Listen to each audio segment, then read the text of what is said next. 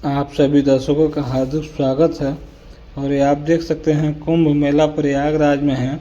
और कुंभ मेला प्रयागराज में कुंभ मेले का आयोजन किस स्थान पर कब होगा, यह ग्रहों और राशियों पर निर्भर करता है। कुंभ मेले में सूर्य, चंद्र और गुरु बृहस्पति ग्रहों का विशेष महत्व होता है।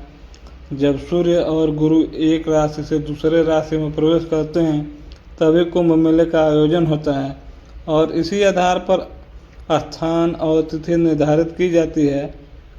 और कुंभ मेला सनातन धर्म के सबसे बड़े और सबसे पवित्र धार्मिक आयोजनों में से एक है, जो हर 12 वर्ष में एक बार होता है।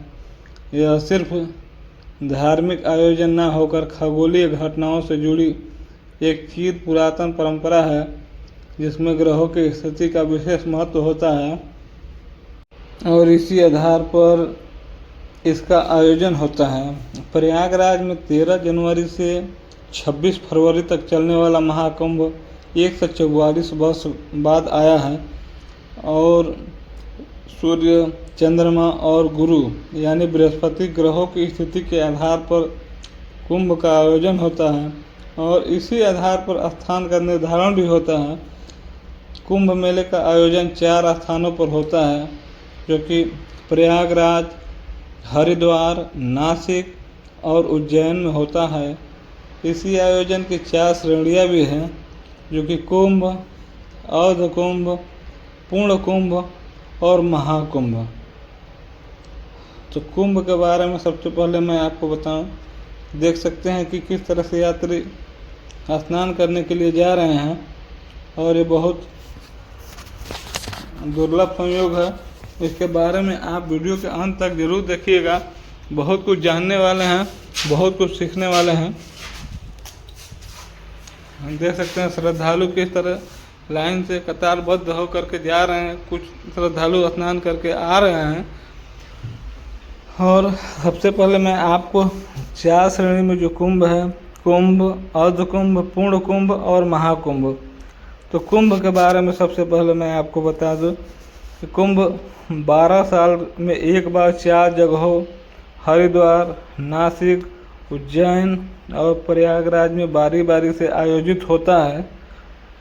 और अर्ध कुंभ का आयोजन सिर्फ प्रयागराज और हरिद्वार में होता है।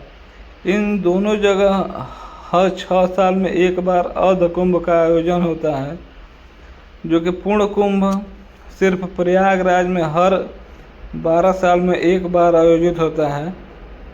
और महाकुंभ एक दुर्लभ आयोजन होता है, जो 12 पूर्ण कुंभ के बाद, फिर से मैं आप अपने दर्शकों को मैं बता दूं कि पूर्ण कुंभ जो कि महाकुंभ एक दुर्लभ आयोजन है, जो 12 पूर्ण कुंभ के बाद यानी 144 साल बाद आता है। इसीलिए इस आयोजन को महाकुंभ कहते हैं। यह सिर्फ प्रयागराज में आयोजित होता है, जहां गंगा, यमुना और सरस्वती पौराणिक नदियों का पवित्र संगम होता है। और जो इस समय जो चल रहा है महाकुंभ 144 साल बाद आया है और बहुत ही दुर्लभ संयोग है कि हम लोग इसे देख पा रहे हैं और बहुत हम लोग मतलब गौरवान्वित हो रहे हैं कि इसके बाद जो 144 साल बाद जो कुंभ लगेगा, उसमें पता नहीं हम आप सभी लोग होंगे या नहीं होंगे, इसकी कोई गणना नहीं है। लेकिन जो इस समय चल रहा है, आप स्नान करें और भीड़ से बचते हुए आप सभी स्नान करें। और आप सभी दर्शकों से अनुरोध है कि सभी संगम स्नान पर न जाएं। संगम पे कुछ छोटी ही जगह है, बहुत सारे सेक्टर में महाकुंभ बटा हुआ है। किसी भी सेक्टर में जा कर के आप स्नान कर सकते हैं। सारे श्रद्धालु एक साथ संगम की ओर बढ़ते हैं, जो कि हादसा के कारण बन जाता है। तो आइए और कुछ मैं आपको बताने वाला हूँ, आप वीडियो के अंत तक जरूर आप देखते रहिएगा।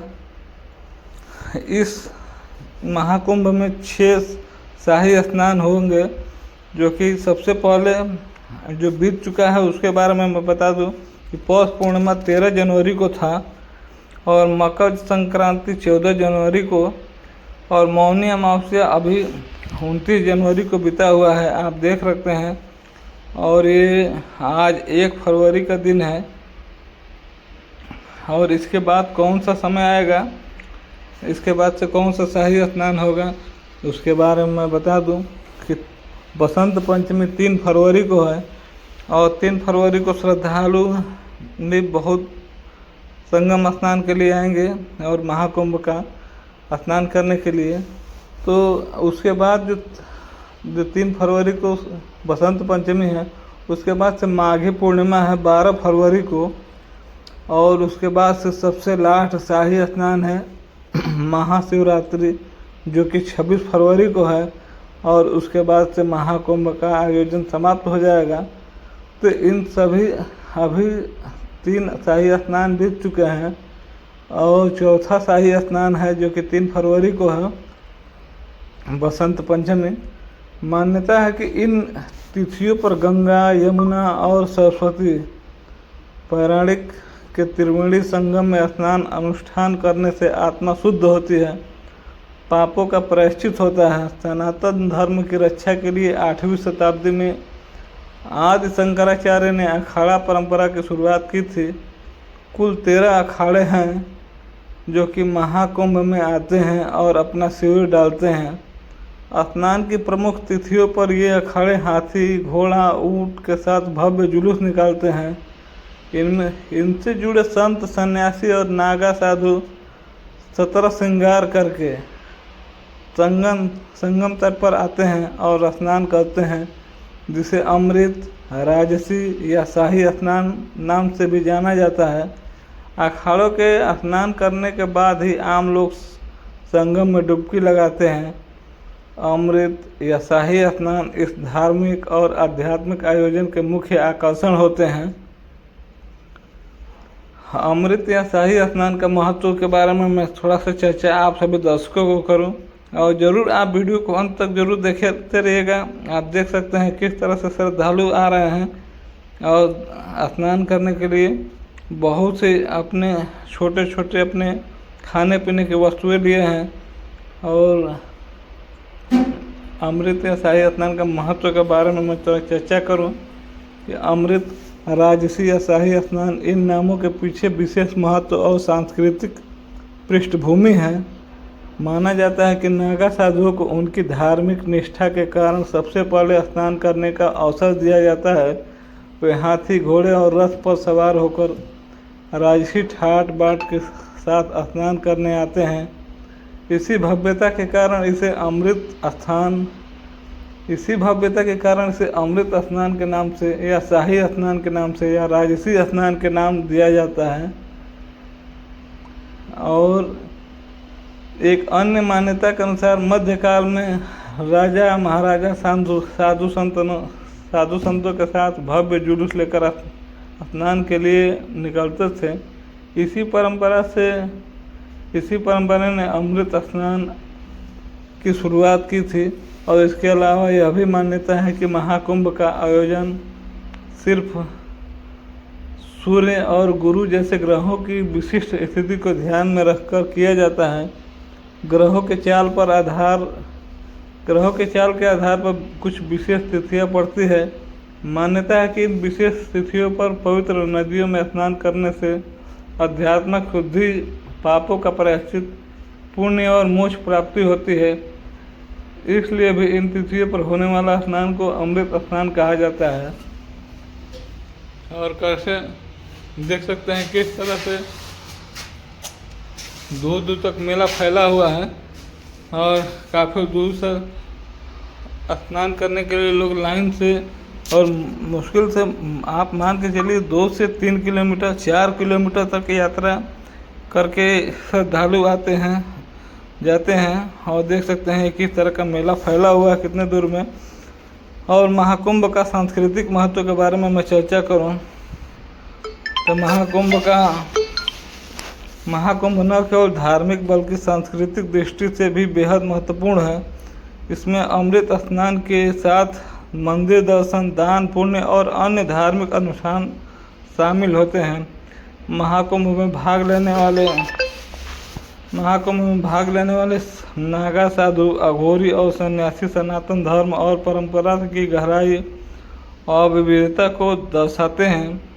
महाकुंभ का यह आयोजन सनातन धर्म की आस्था, सामाजिक एकता और सांस्कृतिक धरोहर का प्रतीक है। हम देख सकते हैं किस तरह से भाई बंधु एक दूसरे जगह पर आ रहे हैं स्नान करने के लिए। और कुंभ मेले की उत्पत्ति सनातन धर्म की पौराणिक कथाओं, विशेष रूप से समुद्र मंथन की कथा से होती है। इसके मुताबिक दुर्वासा ऋषि के श्राप के कारण जब इंद्र और देवता कमजोर पड़ गए तो असुरों ने देवलोक पर आक्रमण करके उन्हें परास्त कर दिया था। और असुरों से पराजित होने के बाद सभी देवता भगवान विष्णु के पास गए और उन्हें सारा वृत्तांत सुनाया। तब भगवान विष्णु ने देवताओं के दैत्यों के साथ मिलकर क्षीर सागर में मंथन करके अमृत निकालने को कहा।